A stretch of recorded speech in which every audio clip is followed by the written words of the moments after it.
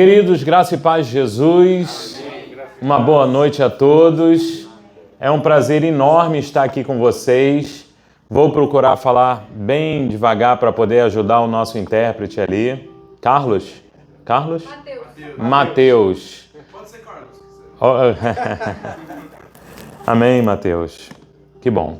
Tem um discípulo de Jesus aqui me traduzindo, é um privilégio, né? Amém, glória a Deus. Amém. Então, queridos, eu vim aqui então do Brasil, do Rio de Janeiro. Tem alguém aqui do Brasil? Alguém que... Ok. Vocês conhecem, então, o Rio de Janeiro? Quem conhece o Rio de Janeiro? Ok. Tem alguém aqui do Rio de Janeiro? Da onde? Campo Grande. Deus me livre. Olha, Deus te deu livramento, né, minha irmã? Deus te deu livramento. Mas eu sou, então, conhece Copacabana? Conheço. Alguém aqui conhece Copacabana? Ok. Então, a minha igreja, ela fica de frente para a praia de Copacabana. Só que entre a minha igreja e a praia tem mais ou menos uns 50 quilômetros ainda. E mais ou menos 150 mil casas. Então, não dá para ver a praia, entende? A minha igreja fica em São João de Meriti, Baixada Fluminense. É um lugar assim com extrema criminalidade, pobreza extrema. Para vocês terem uma noção, a minha cidade, ela então é a cidade com o maior caso de hanseníase do Brasil. E o maior caso de analfabetismo também do Brasil. Então, assim, é um desafio social pastorear naquela região. Lepra é o maior caso, maior índice de lepra do Brasil, é a minha cidade. Então, assim, é uma cidade extremamente pobre.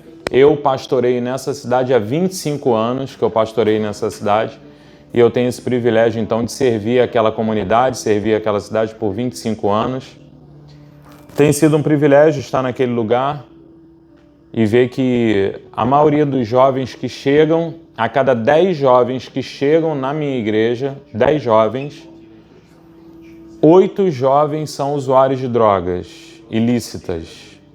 Então é um desafio muito grande pastorear naquela cidade e eu estou muito feliz de pastorear naquela cidade e também de estar aqui servindo os amados, trazendo a mensagem do Evangelho.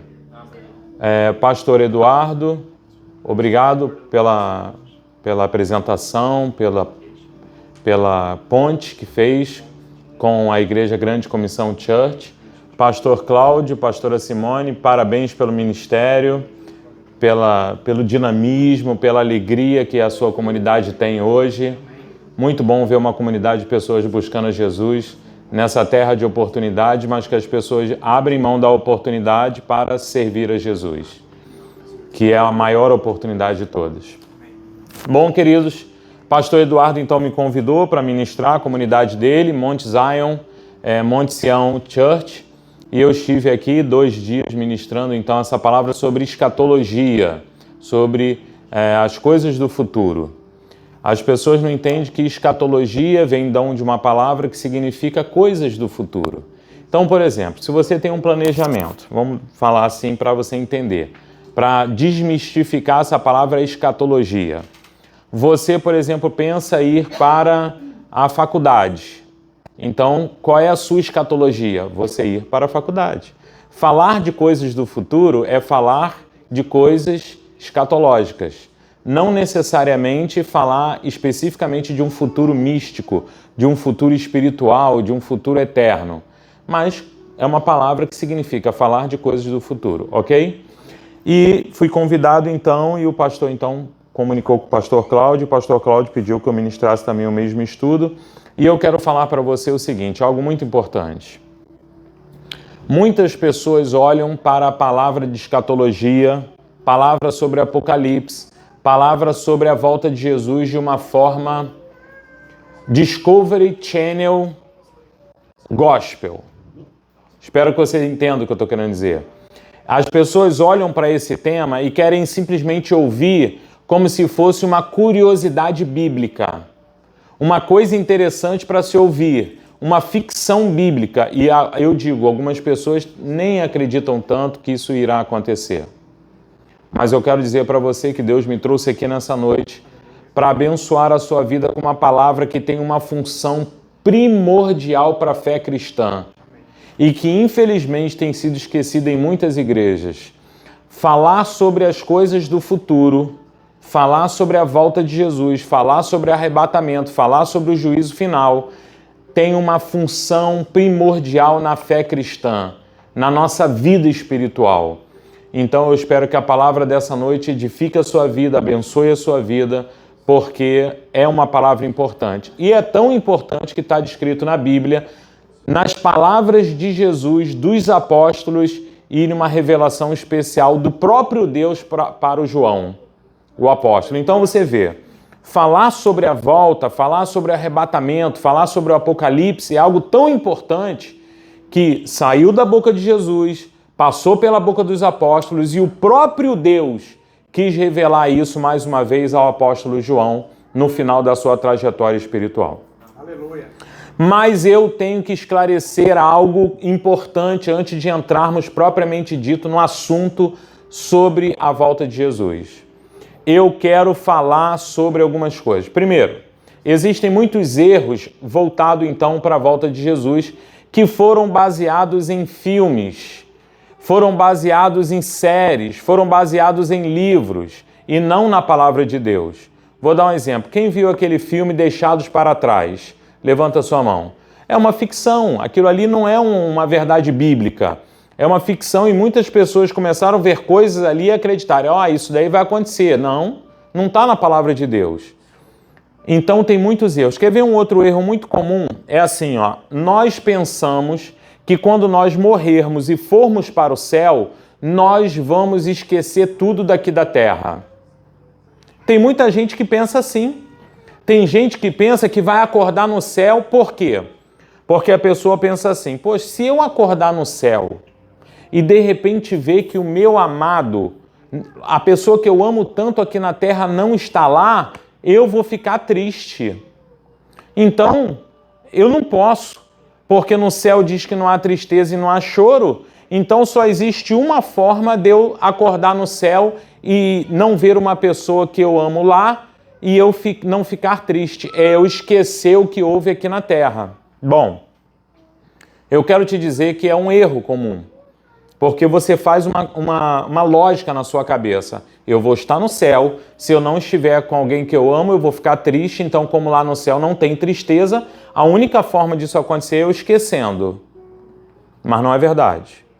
A verdade é que a presença de Deus vai ser tão plena, tão transbordante, tão entusiasmante, surpreendente, maravilhosa na sua vida, que mesmo que você esteja lá e não há as pessoas lá, a presença das pessoas que você tanto queria, você não vai se deixar ser levado por uma tristeza, porque a plenitude de Deus vai encher o seu coração de alegria. Ah, pastor, mas isso é impossível. Não, não é impossível. Eu vou dar um exemplo para você.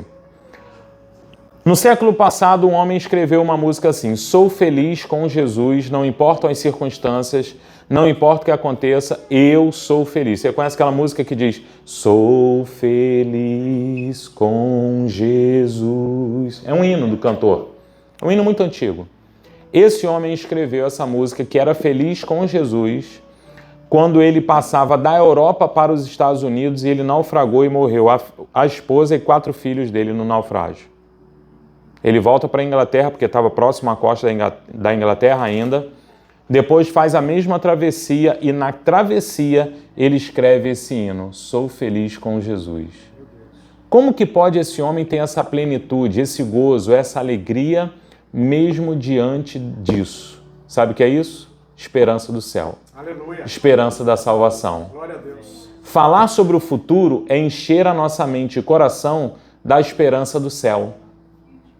E é o que muitas pessoas hoje, quando deixam de ouvir sobre o céu, sobre a volta de Jesus, sobre a escatologia, deixam de se encher de esperança em seus corações. Nessa noite, Deus quer te encher de esperança. Amém.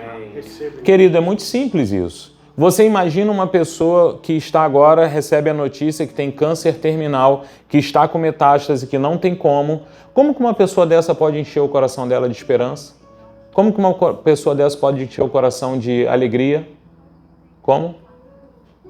Eu, por exemplo, conheci uma mãe que durante a pandemia passou ilesa, mas com uma filha de 26 anos, menina, uma semana antes da formatura dela no curso de engenharia lá no Brasil, uma semana antes, 26 anos, menina linda, princesa do Senhor. Essa menina morreu com embolia porque ela tomou a vacina do Covid lá no Brasil. O que pode acontecer no coração dessa mãe? O que pode confortar o coração dessa mãe em Deus? Sabe o que é isso? A escatologia pode. Aleluia. Não é escatologia pela escatologia, é a esperança do céu, a salvação. Por isso que a palavra de Deus diz que a nossa cabeça tem que ter o capacete da salvação. O que é o capacete da salvação? É você proteger a sua mente com a salvação. Davi, quando ele pecou com Batseba, sabe qual foi a primeira oração dele? Senhor, restaura a alegria da tua salvação em mim. Porque quando nós perdemos a alegria da salvação, nós buscamos as alegrias terrenas. Por isso escatologia, por isso o Apocalipse, por isso a volta de Jesus é algo que alimenta a sua fé, conforta o seu coração, te dá um direcionamento aqui na terra. Bom, outro erro importante, que agora eu preciso que você abra a sua Bíblia no livro de Mateus, capítulo 24.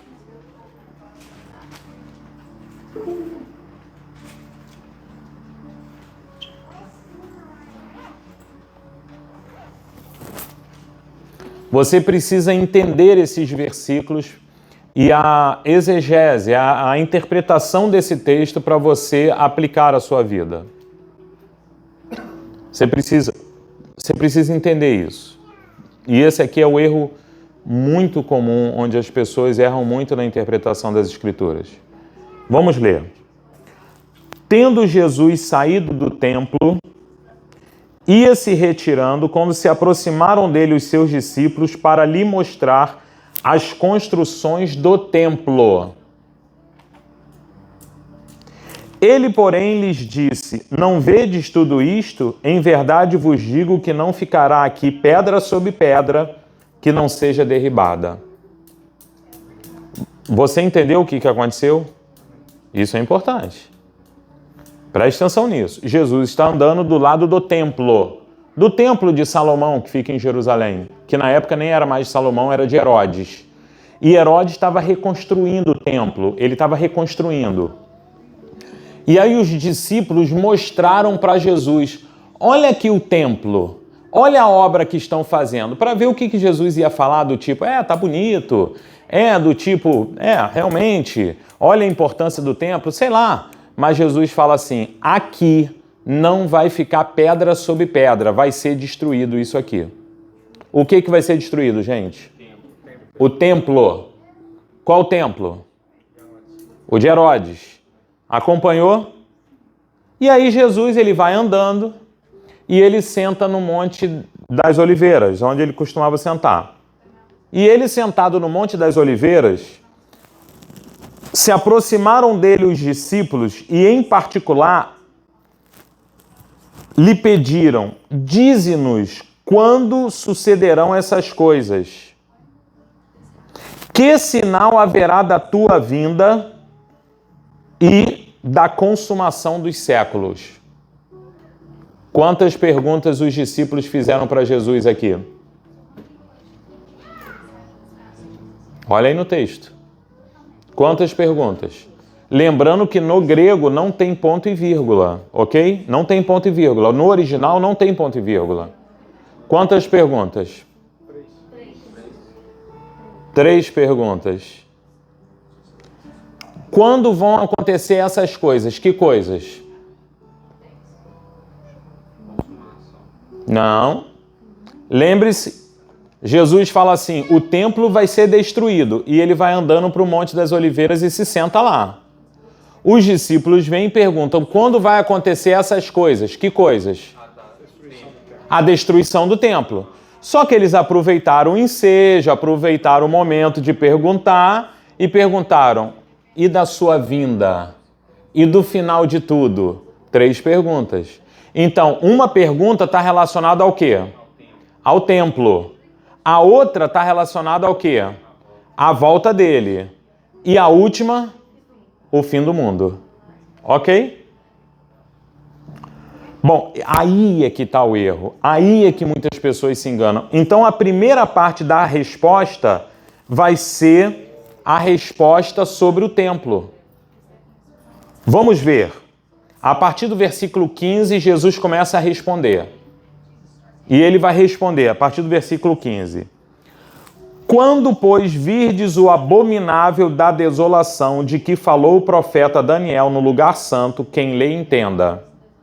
Daniel profetizou que ia chegar uma época que dentro do templo de Salomão eles iriam sacrificar um porco.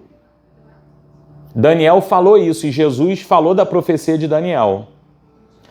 Aí Jesus ele deu a dica, falou, ó, quando vocês virem que sacrificaram um porco, é que para nós está muito distante e a gente não consegue conectar com essas profecias. Mas na época de Jesus, todo mundo sabia que era isso, porque a profecia de Daniel estava ali, estava na boca do povo. Tipo assim, então Jesus falou, ó, quando sacrificarem um porco ali, aí ele continua com a profecia. Eis que os que estiverem na Judéia fujam para os montes. Quem estiver sobre o eirado não desça a tirar de casa alguma coisa. Quem estiver no campo não volte para buscar a sua capa. Ai das que estiverem grávidas, das que amamentarem naqueles dias, orai para que a vossa fuga não se dê no inverno nem no sábado. Pessoal, isso daqui tem a ver com alguma coisa mundial ou a destruição do Templo de Jerusalém? Mundial? Então Jesus tem uma dificuldade aqui. Aqui ele fez uma colocação injusta. É muito simples. Ele fala assim, ore para que a sua fuga não se dê no inverno. Se é mundial, eu garanto uma coisa para você. Se é verão em um lugar, é inverno em outro. Então não adiantava Jesus falar sobre essa oração do inverno. Ore para que não aconteça no inverno. Desculpa, Jesus estava aqui brincando, então, porque ele não poderia falar isso. Mas ele estava sendo justo. Ele falou, ore para que isso não aconteça no inverno. O que aconteça no inverno, gente? A destruição do templo. Isso. Aquele que estiver no campo, fuja para o monte. Agora eu te pergunto, se é global, tem alguma coisa a ver fugir para os montes? Muita gente. Não ia fazer diferença nenhuma. Porque essa palavra não tem a ver com a volta dele nem com a destruição do mundo. Essa palavra tem a ver com o quê? Destruição do templo. Com a destruição do templo. Que aconteceu no ano o quê? 70. No ano 70 da era cristã, Jerusalém foi destruída. Depois vocês podem entrar no Google e dar um Google, vocês vão perceber que nessa época houve um sacrifício de um porco. Jesus deu a dica, Jesus é profeta e ele fez uma profecia e a profecia se cumpriu e não ficou pedra sobre pedra do templo de Jerusalém, ou seja, do templo de Herodes. Por isso é que ele fala que a sua fuga não se dê no inverno. E ele continua falando, olha o que ele continua falando, ele fala, ai das grávidas. Gente, vamos e venhamos, se é alguma coisa mundial, qual a diferença vai fazer se está grávida ou não? Mas em Jerusalém, a destruição faria diferença, porque a grávida não poderia sair correndo, não poderia fugir de Jerusalém, e houve uma destruição tremenda. E ele continua falando, porque neste tempo haverá grande tribulação, como desde o princípio do mundo até agora não tem havido e nem haverá jamais. Agora eu te pergunto, essa grande tribulação está relacionada ao quê? Jesus. Não, a Jerusalém, gente. Ele ainda não começou a responder nada disso. Ele não está respondendo nada da volta dele. Ele não está respondendo nada do final do mundo. Vocês querem ver como é que vai mudar o discurso? Vocês querem acompanhar no texto aqui como é que vai mudar? Presta atenção. Olha como é que vai mudar o discurso. Ele vai mudar. E ele diz assim, ó, no versículo 22, ninguém seria salvo mas por causa dos escolhidos, tais dias serão abreviados. Então, a destruição de Jerusalém foi abreviada porque tinha gente santa lá, tinha crente, tinha cristão, tinha servo de Deus. Então, isso parou. Agora ele vai mudar de assunto. Então, se alguém vos disser, eis o Cristo, ei-lo ali, não acrediteis, porque surgirão falsos cristos. Agora ele entrou em outra resposta. Qual é? Como será a minha volta? Agora ele entrou na outra resposta. É o que as pessoas não entendem. Então, todo mundo que lê essa primeira parte fala, vai ter uma grande tribulação e que a igreja vai passar. Não. Não haverá essa grande tribulação que a igreja vai passar. Até porque Deus seria injusto. Eu sempre ficava pensando nisso. O pessoal fala dessa grande tribulação que a igreja vai passar, grande tribulação. Poxa, que Deus injusto, né? Porque teve um monte de geração que não teve essa grande tribulação. Por que agora vai ter uma grande tribulação logo comigo? Eu ainda era solteiro na época, nem casado eu sou. Não, poxa, isso aí não está certo. Mas eu entendi. Lendo as Escrituras, Jesus ele responde primeiro sobre a destruição de Jerusalém. E agora ele vai falar sobre a volta dele. E ele fala assim, ó. Porque surgirão falsos cristos e falsos profetas e operarão grandes sinais. E aí ele continua dizendo, porque no versículo 27, porque assim como o relâmpago sai do Oriente e se mostra no Ocidente, assim será a vinda do Filho do Homem. Então, Jesus ele passa a falar agora sobre a volta dele. Como que vai ser a volta dele? Local ou global? Isso.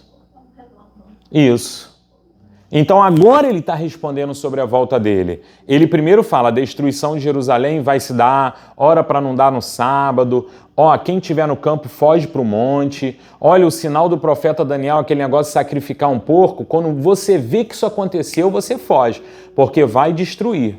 Eu não duvido muito de ter gente que ouviu, sacrificaram um porco lá no templo e o pessoal nem se ligou na palavra de Jesus. Estou falando rápido? Tá tranquilo? Ok. Então vamos lá. Então aqui ele vai falar sobre a volta dele. Qual é os dados, qual é a informação que Jesus dá sobre a volta dele? Só que vai ser visto em todo mundo. Ele não fala mais detalhes. E agora, presta atenção. Logo em seguida, a tribulação daqueles dias. Agora ele está falando da tribulação de qual dia? Por isso que confunde as pessoas. Da vinda dele. Por que haverá uma tribulação? Presta atenção, nós estamos aqui. Jesus volta. O que vai acontecer com a igreja? Vai ser arrebatada. Vai ter tribulação na terra? Vai. Claro. Eu imagino que carros vão bater, as pessoas vão sumir, pessoas vão procurar, a polícia não vai entender nada, as nações vão querer se voltar contra... Bom, está escrito nas Escrituras que vai acontecer isso. Vão se voltar contra Jesus, porque vão falar, eles sequestraram, eles abduziram aquele povo, são alienígenas. E o cenário está montado, todo mundo vai acreditar que são alienígenas. Todos vão acreditar nisso. E aí vai ter uma tribulação. Aí Jesus fala assim, Logo em seguida a tribulação daqueles dias, qual dias? Da volta do Filho do Homem, não é daqueles dias. A lua não dará sua claridade, as estrelas cairão do firmamento e os poderes dos céus serão abalados. Então aparecerá no céu o sinal do Filho do Homem, todos os povos da terra se lamentarão e verão o Filho do Homem vindo nas nuvens do céu com poder e muita glória. E ele enviará seus anjos com grande canglor de trombeta, aos quais reunirão os seus escolhidos dos quatro ventos de uma a outra extremidade dos céus. Então, qual é essa resposta aqui de Jesus? É o final dos tempos. Você percebeu, você conseguiu entender que Jesus ele deu 3 respostas? Você conseguiu perceber claramente isso? Então a primeira resposta é assim, destruição de Jerusalém. Vamos orar para não acontecer no inverno. E é claro que é o inverno de lá. Não é o inverno que certamente... Ore para que não aconteça no sábado, é outro problema. Por quê? Se isso fosse global, é sábado para um hemisfério, mas para o outro é o quê? Domingo. Por isso é que ele falou. Você sabe por que ele falou ore para que não aconteça no sábado? Por causa do Shabat. Isso, porque as pessoas não tinham nenhum tipo de serviço, nada. Isso tem a ver então com o Brasil? Então não é global. Jesus ele deu uma palavra local para Jerusalém. Cara, e a destruição foi imensa mesmo. O exército romano entrou no ano 70, mas destruiu tudo. Destruiu tudo. Crianças, animais, tudo. Por isso que Jesus fala que houve uma grande, realmente, tribulação naqueles dias. Ok. Depois ele fala, como vai ser a vinda do Filho do Homem? Global.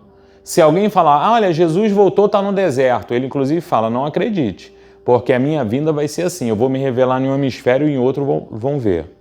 Agora eu vou fazer uma perguntinha aqui de atualidade. Nós temos tecnologia para ver o que acontece em Israel hoje?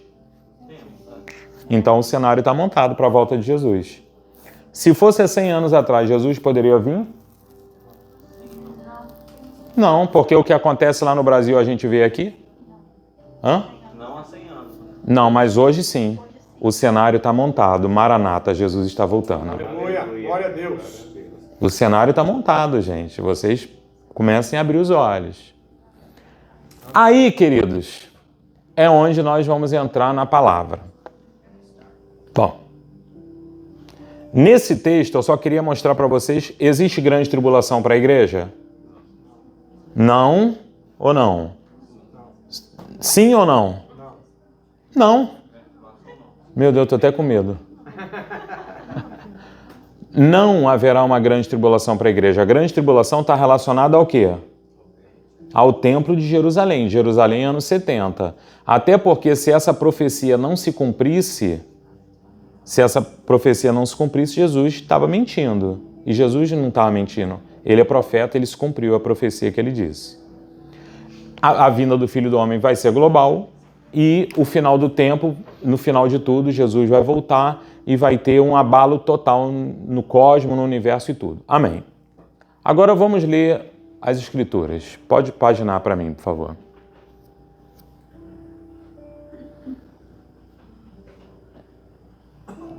Paulo falando aos Tessalonicenses. Para mim, esse é um dos principais textos sobre a volta de Jesus. É Paulo falando sobre a volta de Jesus. Diz assim, não queremos, porém, irmãos, que sejais ignorantes com respeito aos que dormem. Os que dormem ali são o quê, gente? Os que já morreram. Ele só quis dar uma palavra amena.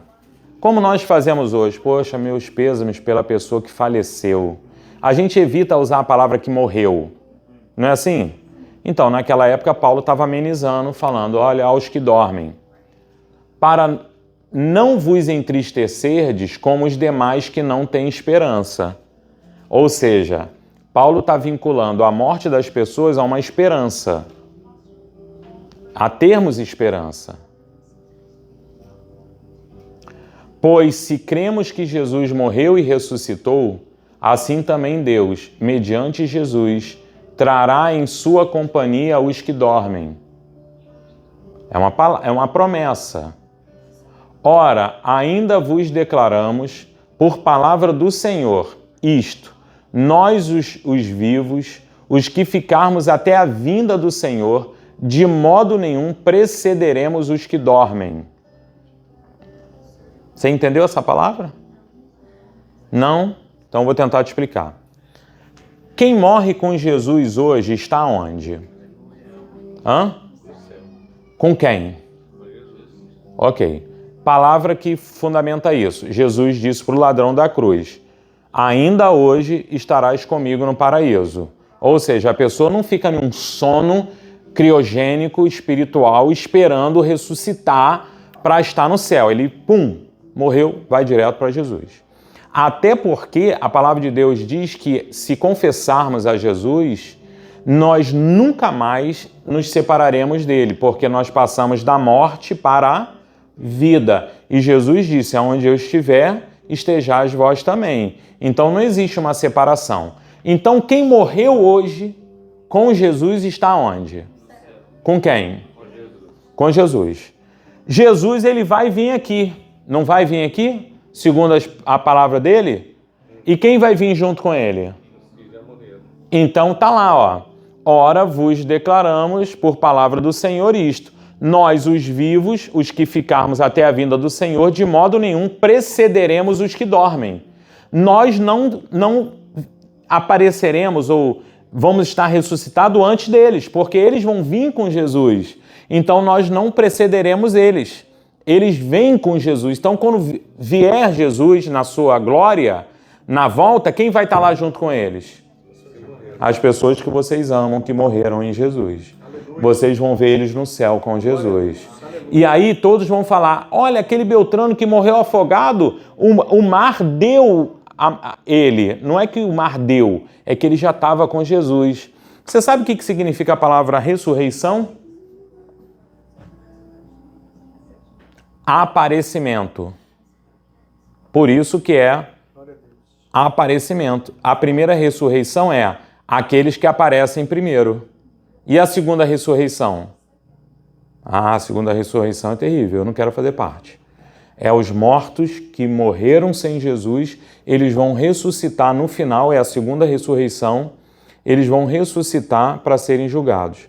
A Escritura diz isso, mas isso é uma segunda parte da mensagem, porque eu tive 2 dias lá. Vamos continuar, pode paginar para mim. Porquanto o Senhor mesmo, dado a sua palavra de ordem, ouvida a voz do arcanjo, ressoada a trombeta de Deus, descerá dos céus e os mortos em Cristo, o quê? Ok, gente.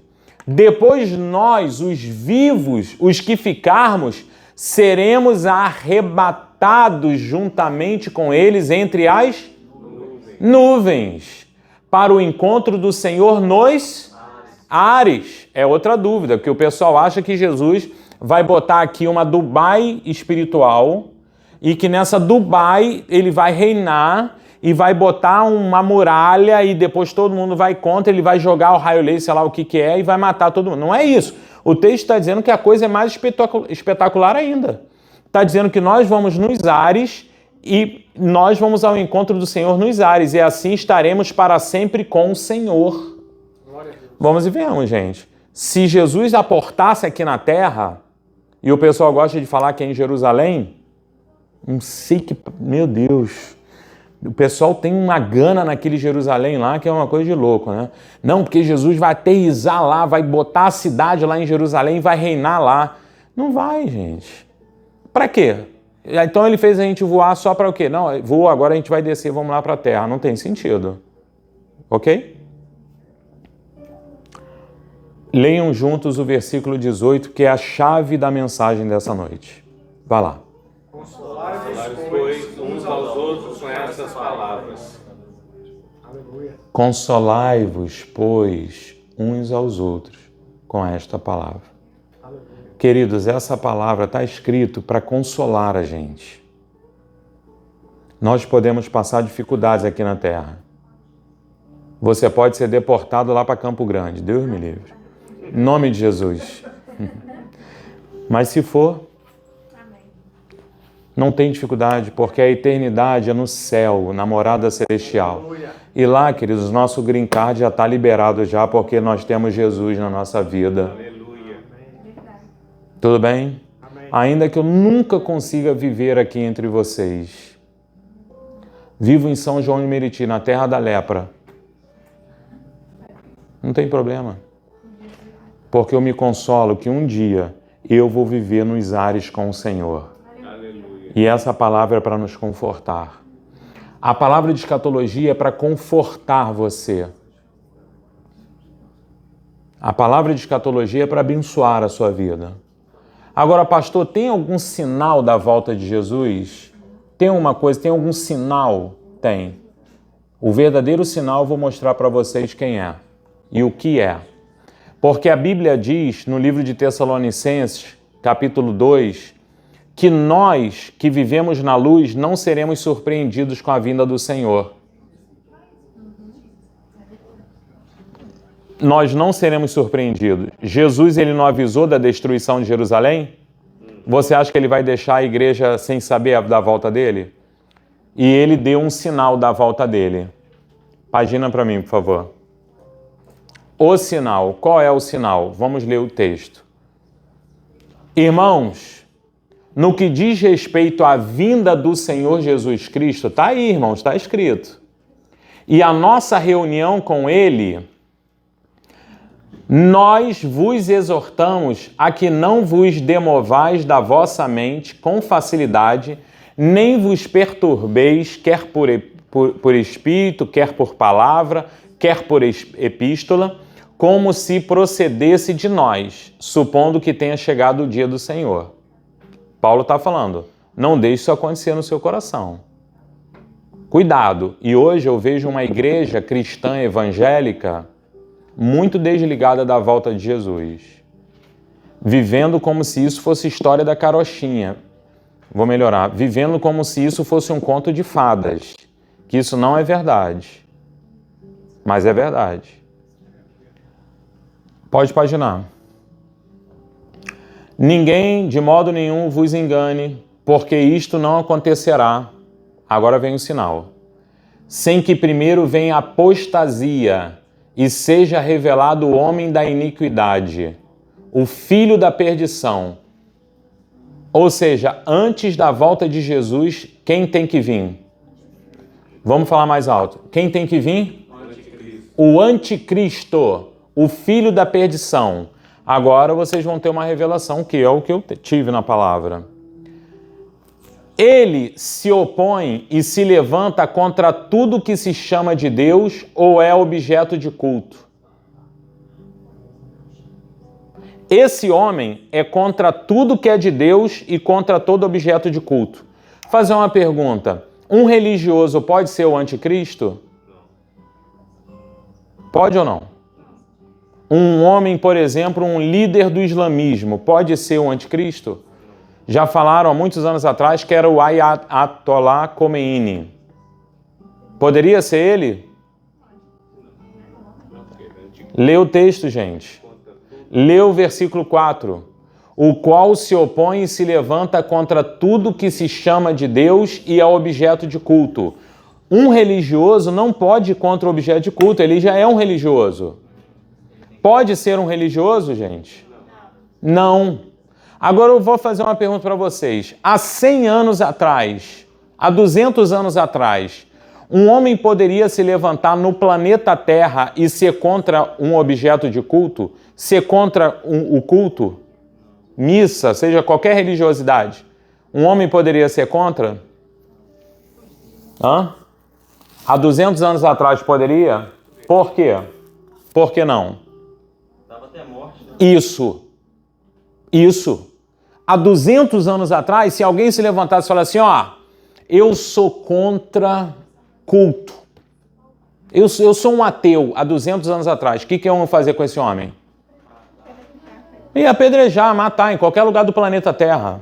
Há 100 anos atrás, poderia ser contra culto? Cara, eu acho que até 100 anos atrás, não. Mas hoje, um homem pode dizer, um líder mundial, pode dizer que é contra objeto de culto? Pode. Isso, virou até hoje, virou até onda dizer que é ateu, dizer que não acredita em Deus, dizer que é contra culto, que não precisa muito. Nietzsche, Freud e Marx, os mestres da suspeita, diziam que Deus está morto. Freud dizia que o homem precisa se libertar da infância, onde a religião mantém o homem na infância. Freud falava isso. Eu não estou falando de 100 anos atrás. Marx falava que a religião é o ópio do povo. Ou seja, esses mestres da suspeita nasceram há 50 anos atrás, 100, 60, 80 anos, 100 anos atrás, que seja. Tá vendo? 100 anos. Mas hoje isso virou uma realidade. Em outras palavras, para mim o anticristo já nasceu. Porque hoje pode se declarar contra objeto de culto e contra tudo que é de Deus. Mas ali tem um detalhe. A ponto de assentar-se no santuário de Deus e ostentar-se como se fosse o próprio Deus. Bom, aí vem o povo e fala assim: o templo de Jerusalém tem que ser reconstruído. Por quê? Para o anticristo se sentar lá e ser chamado de Deus. Ai, meu Deus. É mais um erro religioso. Não. Para um homem se sentar no lugar de Deus, basta ele dar vida à célula, que eles estão tentando isso. Basta eles conseguirem a imortalidade da carne. Basta eles conseguirem desenvolverem a vida artificial. Não, religião não é o problema, porque a questão é se sentar no lugar de Deus. E se a gente ficar esperando uma religião única, isso nunca vai acontecer. Não com o islamismo e cristianismo no mesmo lugar e o judaísmo, nunca. A questão não é essa. A questão é se sentar no lugar de Deus. Um homem vai se sentar no lugar de Deus. Quando um homem descobrir através de pesquisas genéticas a cura de todas as doenças, você acha que está longe ou nunca é impossível isso acontecer? Hã? Deixa eu falar uma coisinha, uma curiosidade então aqui, Discovery Channel P7. O Bill Gates, que era o dono da Microsoft, não é isso? É um homem muito rico, um dos homens mais ricos do mundo, licitamente. Esse homem, no auge da Microsoft, decidiu largar a presidência da Microsoft para se dedicar a um laboratório de pesquisas genéticas. Vocês sabiam disso? Quem sabia disso aqui? Você pode confirmar isso? Ele deixou a Microsoft, a presidência, para se dedicar a pesquisas genéticas, porque ele é um homem bondoso.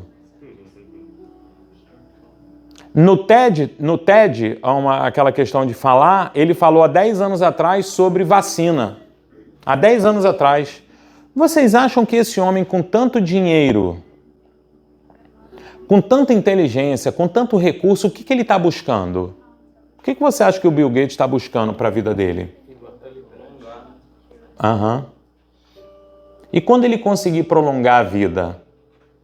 É o que eu chamo da síndrome de Faraó. Faraó era o homem mais rico do mundo, ele era o rei, imperador, era tudo. O que ele queria? Viver eternamente. Construiu pirâmide, botou raio, fez não sei o quê, embalsamou, não adiantou nada, morreu. Mas hoje, eu creio que o homem pode sim se sentar no lugar de Deus e o anticristo vai fazer isso. Criaram agora a inteligência artificial. Olha a inteligência artificial, gente. Olha o poder da inteligência artificial. Em outras palavras, eu creio que o anticristo já é nascido. Eu creio que o cenário para a volta de Jesus já está montado. E eu creio que em breve nós vamos ter uma notícia assim. Descobriu-se a cura para todos os cânceres. E aí muita gente na igreja vai falar assim, uau, glória a Deus! E aí um homem vai se levantar para falar assim, eu consegui. E agora quem quiser viver sem morrer, pague uma quantidade, faça uma situação. E aí nós, cristãos, vamos ter que escolher morrer para nos encontrarmos com o nosso Criador. Aí vai ser onde a fé de muita gente vai ser abalada. Aonde você vai ver assim seu filho e a sua filha com uma doença que você pode dar vida para ela, mas você tem que entender, ela tem que morrer para encontrar o Criador. E você vai ser tentado a falar, não, eu vou comprar mais tempo, eu vou comprar mais vida. Aí vem um negócio que a gente entende que é o quê? A marca da besta. Olha como é que as coisas têm sentido. Bota aí o anticristo de novo, o texto, por favor. Tá ali, queridos. Pode paginar para mim. Irmãos, no que diz respeito à vinda do nosso Senhor e à nossa reunião com Ele, não vos demovais da vossa mente com facilidade. nem vos perturbeis, supondo que o dia do Senhor já é chegado ou que nunca vai chegar. Queridos, eu sei que muitas gerações esperaram pela volta de Jesus. Mas eu vou falar para você, todas essas gerações que esperaram pela volta de Jesus, todos estão com o Senhor Jesus, aqueles que esperaram. Aleluia. Glória a Deus. E descobriram que as palavras eram verdadeiras. Eu vou contar um negócio para vocês. Em 2021, em 1º de maio, eu peguei o Covid. Em 9 de maio, um dia depois do Dia das Mães, eu fui entubado. E fiquei 32 dias no hospital. 17 dias no CTI. 8 dias entubado. Eu não vi um portão branco, nem vi um anjo. Não vou criar uma história aqui para vocês. Não vi uma voz, não vi a luz me chamando, não vi nada disso. Mas eu vou falar o que eu vi. Foi quando eu fechei os olhos e falei, Senhor, eu sei que agora eu vou estar com o Senhor. Eu estou tranquilo. Pode me levar. E fechei meus olhos. Ele falou, não. Pode voltar para a terra. Tu vai ter que ralar muito mais lá ainda. Tu tem muito boleto para pagar, muito problema para resolver. Volta! Os anjos falaram, Deus-me livre ter você agora. Vai para lá, vai perturbar aqui não, vai perturbar o Eduardo lá. Já pensou eu lá? Hã? O anjo falou, Deus-me livre, papai, dá mais uns 50 anos para esse cara lá na terra, pelo menos alivia a gente aí. Eu tinha paz no coração. A palavra de hoje é para te dar paz. Amém. Conhece alguém que precisa ser confortado? Fale sobre a volta de Jesus. Conhece alguém que sofre porque perdeu alguém que ama em Jesus? Conforte com essa palavra, alimente de novo o coração dessa pessoa. E todos vocês fiquem ligados, porque quando o homem começar a tirar onda, essa palavra é difícil. Quando o homem começar a se vangloriar, a ostentar, que conseguiu a cura das doenças, que deu vida a uma célula, que a célula tronco fez isso, que não sei o quê, que o robô agora é igual a um ser humano. Eu não sei, vai ser uma notícia. Creia, é o anticristo. Você pode olhar para esses caras que estão aí na mídia aí, ó. Soros, Bill Gates, seja lá quem for. Esses caras que não falam de Deus, não acreditam em Deus, não falam nada de religião, não falam nada de culto. Tem esse cara da SpaceX, qual é o nome dele? Elon Musk. Essas personalidades, olha, eu olho para ele e falo assim, nossa, tem uma cara de anticristo. Olha, tem uma carinha, hein? Eu vou te garantir, o anticristo não vai me enganar. Aleluia. E agora nem mais vocês. Aleluia. Porque vocês abriram os olhos. Eu sei que o pastorzão já vinha servindo a vocês com essa informação, mas a visão vaza, né? Como Bill Hybels falava. Pastor ensina, e outro colega vem, ensina. Deus abençoe sua vida. Meu tempo expirou 40 minutos. Deus abençoe sua vida. Sejam muito abençoados. Foi uma honra estar aqui com vocês. Aleluia.